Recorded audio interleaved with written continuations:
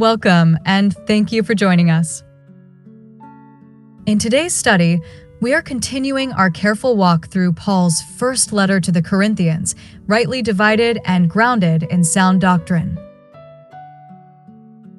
As we will see, Paul does not shy away from confronting serious issues within the local assembly, issues that flow directly from a failure to understand identity in Christ.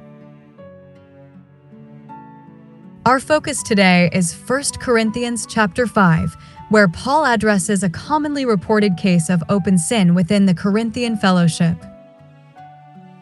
This passage is not about condemnation, but about truth, holiness, and the consequences of doctrinal confusion.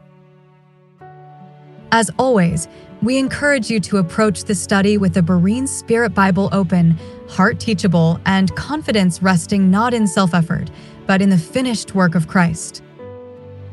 With the issue of whom the Corinthians should be following addressed, Paul now turns to other failings within the Corinthian fellowship. And while Paul addresses these failings individually, it should be noted that all such can be traced to doctrinal issues, core identity beliefs, for as he thinketh in his heart, so is he. Proverbs 23 verse 7.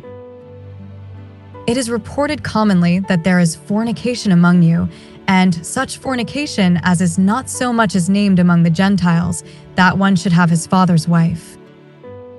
And ye are puffed up, and have not rather mourned, that he that hath done this deed might be taken away from among you. 1 Corinthians 5 verses 1-2. A short reading, but the introduction to the balance of what Paul will say in 1 Corinthians 5. Let's look more closely. Paul begins by saying it is reported commonly, essentially saying that grievous conduct and the reaction by the Corinthian fellowship to what he is about to note is common knowledge. And what was common knowledge was that there is fornication among you, example, a member of the Corinthian fellowship.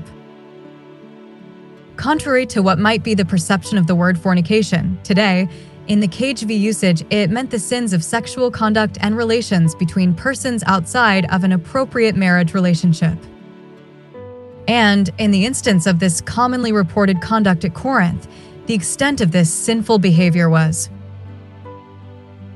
such fornication as is not so much as named among the Gentiles, example, even sinful pagan idolaters did not conduct themselves in such manner. Paul then describes the conduct as that one should have his father's wife, which is to say that a male member of their fellowship was having an ongoing incestuous sexual relationship with a woman who was his stepmother.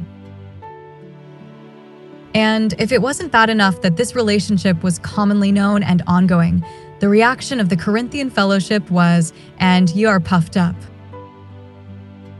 Once again, Paul describes the reaction of those within their fellowship as puffed up, Webster's 1828 dictionary, inflated with vanity or pride. Paul notes that their vanity and pride in the matter should have been replaced with, "and have not rather mourned." So, they had pride in this sinful behavior over which they should have mourned and been sorrowful.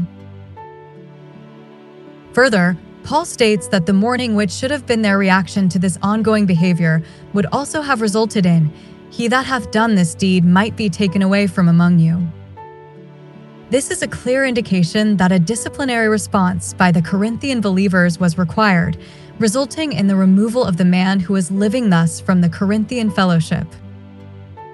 And as we mentioned in the introduction, today, the failings of the party guilty of this conduct, as well as that of the members of the fellowship, can all be traced to a doctrinal issue, core identity beliefs.